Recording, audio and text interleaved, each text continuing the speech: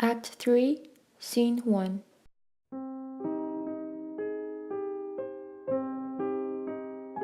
And can you, by no drift of circumstance, get from him why he puts on this confusion, grating so harshly all his days of quiet with turbulence and dangerous lunacy?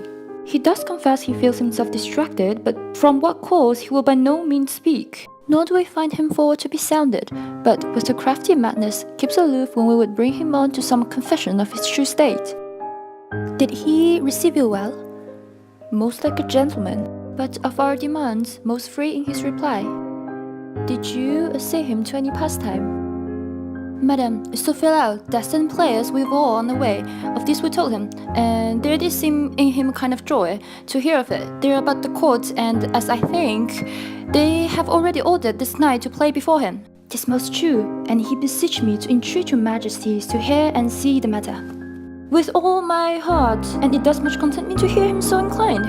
Good gentlemen, give him a further edge, and drive his purpose on to these delights. We shall, my lord.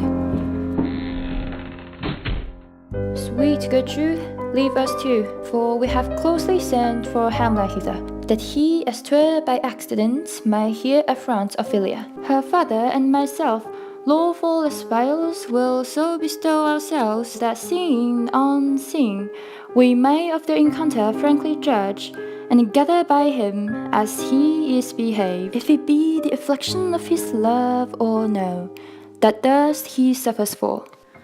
I shall obey you.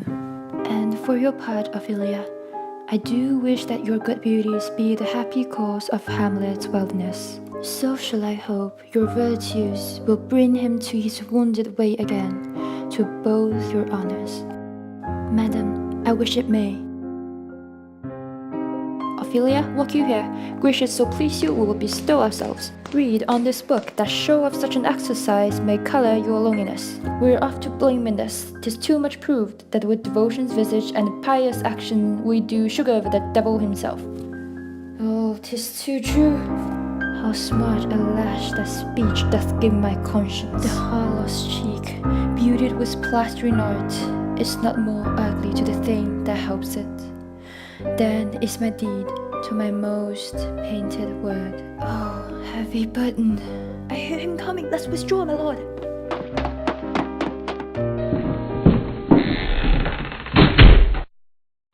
How should I your true love know? To be or not to be?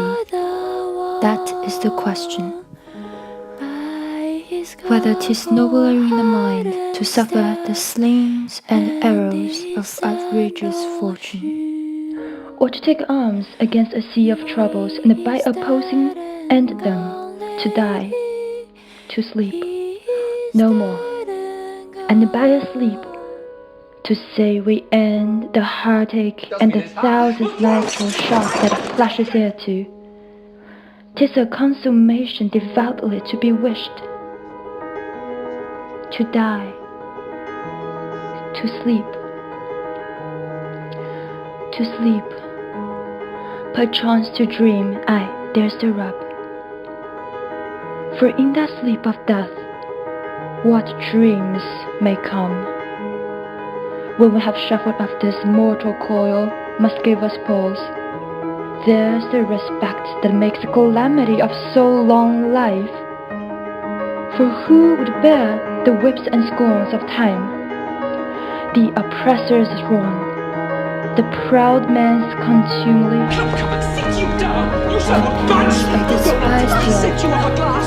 the law's delay, the insolence of office, and the spurns that patient merit of the unworthy takes, when he himself might his quietus make with a bare bodkin, who would furrows bear to gaunt and the sweat under a weary life.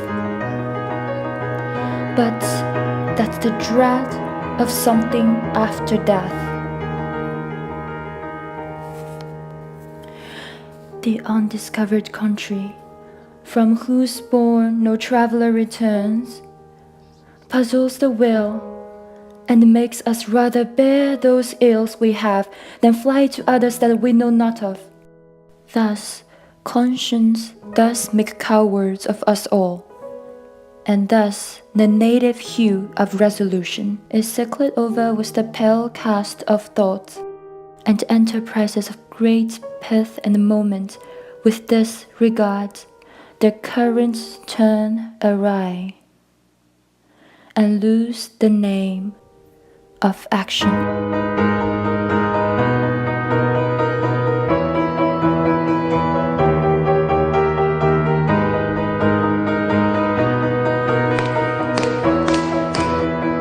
Soft you know, the fair Ophelia, nymphs in the orisons, be all my sins remembered.